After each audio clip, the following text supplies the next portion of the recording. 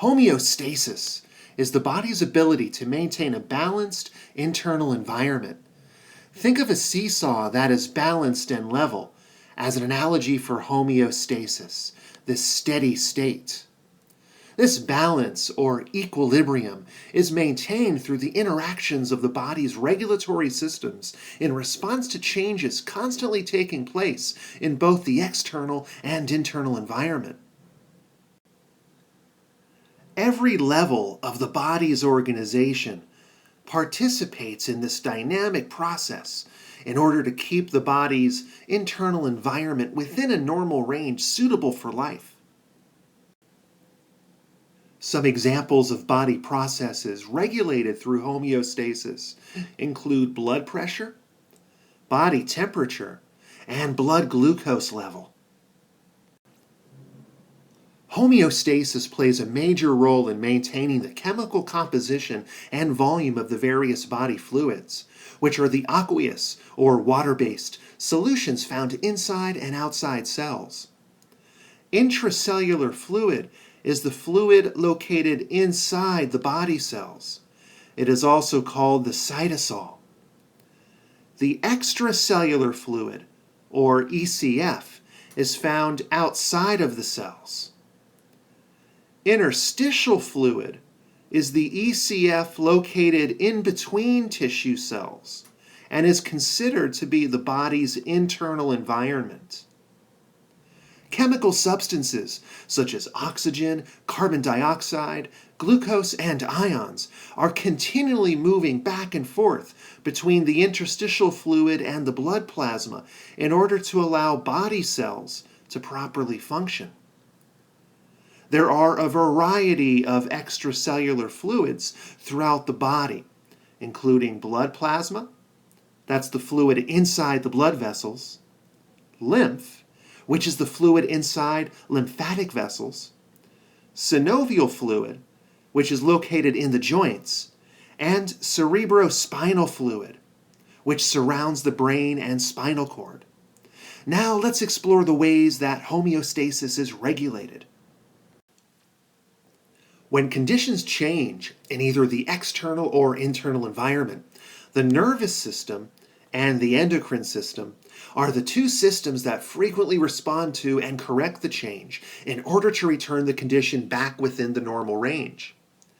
Regulation is performed very quickly, usually in milliseconds, by neurons in the nervous system through the generation of electrical signals called nerve impulses, also called action potentials, that are sent to organs that bring the condition back to normal. In contrast, regulation is performed more slowly, in seconds, minutes, or hours, by the endocrine system through the secretion by glands of hormones directly into the blood. Regulation of homeostasis is carried out through a variety of feedback systems, also called feedback loops. A feedback system involves the continual monitoring, evaluation, and adjustment of a body condition to keep it within normal range. The system's response is to feed back information to change the controlled condition.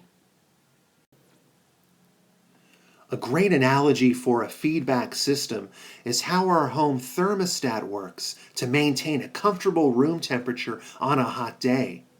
The thermostat continually monitors the air temperature inside the house and makes changes by turning on the home's cooling system if the temperature rises above a set point. In the body, the condition that is monitored is called the controlled condition, and a stimulus is anything that changes the controlled condition.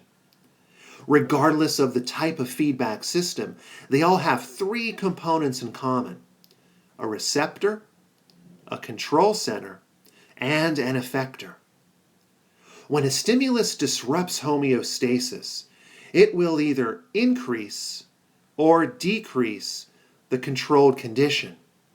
A receptor constantly monitors the controlled condition, and when changes occur, sends input about the change to the control center. Receptors are usually sensory nerve cells that are specialized to respond to specific types of stimuli, such as chemical concentration, temperature, etc.